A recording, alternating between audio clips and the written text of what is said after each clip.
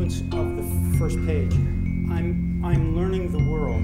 This thing that's very Joe, but we're doing it in this very kind of intense way.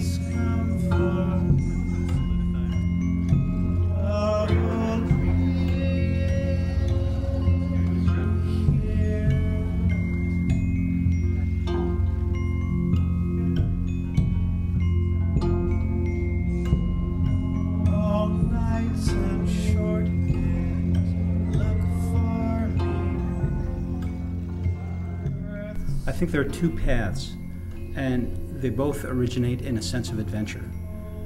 If you're traveling to a foreign country, you can just go with a completely open mind and show up and find your way around. You can get lost a little bit, and maybe you'll make a discovery that no one could have anticipated. Even the guidebooks could never anticipate. That's one good way to come in. So you don't need to know before you come in. You don't need to know the stories. What you would need to bring is an open heart and a willingness to get lost, because you probably will. The other way to go on a trip to a foreign country is to read all the guidebooks and do a lot of preparation and understanding. And I invite people to do that as well, to read up on to read the synopses of the story, to read the scripts if they can, to talk to us, to reach out and talk to us, to get at us through the website. Both paths, I think, can be fruitful. The only unsuccessful way of coming in, I think, is if you expect a foreign country to be exactly like the country you've just left. And there will be an aspect of foreignness to this event. It's undiscovered country for all of us involved. But it's also going to resonate, because we're looking at themes that are kind of an integral part of our experience as contemporary Americans. Mm-hmm.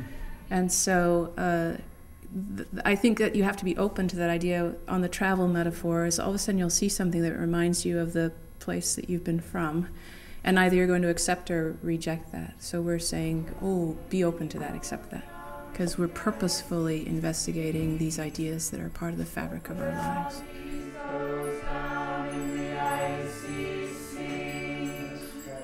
I went to the seventh angel and said, give me the book.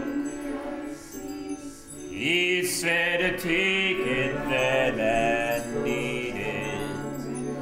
It will make your belly bitter, your mouth as sweet as honey. No is time out of time. We're stretching time in this really kind of significant way. And the principles of feeling a great energy but restraining it and stretching that time and changing how it occurs is really implicit in the movement. It's implicit in the text, and it's definitely one of the features of the music. We're delivering at a different rate.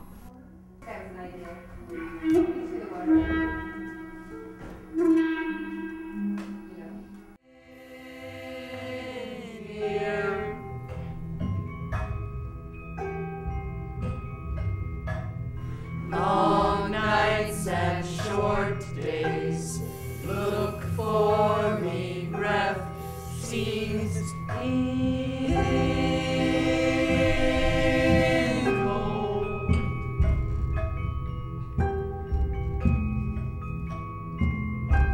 stick to stir the air.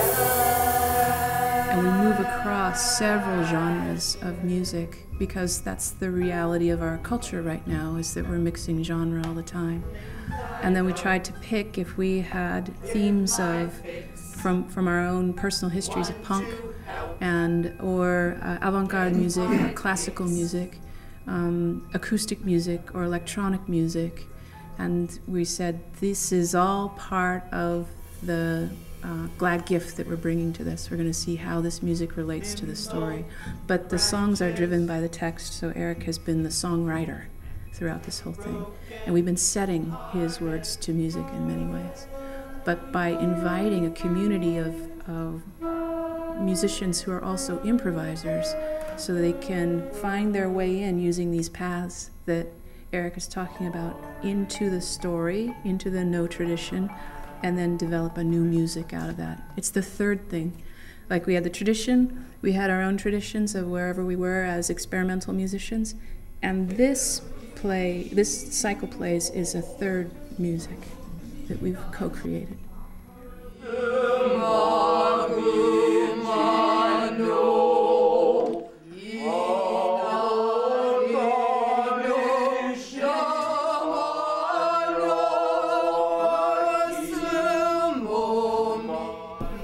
Please come see our little plays. See how they add up, if they do at all. Come with a need to meditate and contribute your consciousness to the close attention we're paying to each other.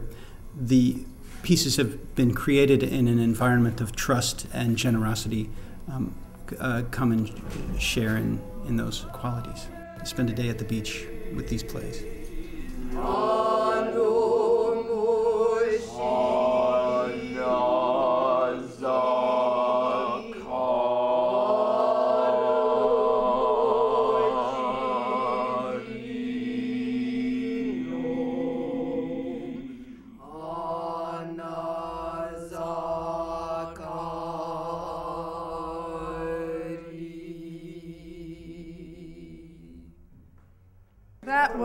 That was Yuya, which is a no chant, but we did something with it that you don't normally do. We did it in a round, so you don't normally sing it that way, but we were having fun with it.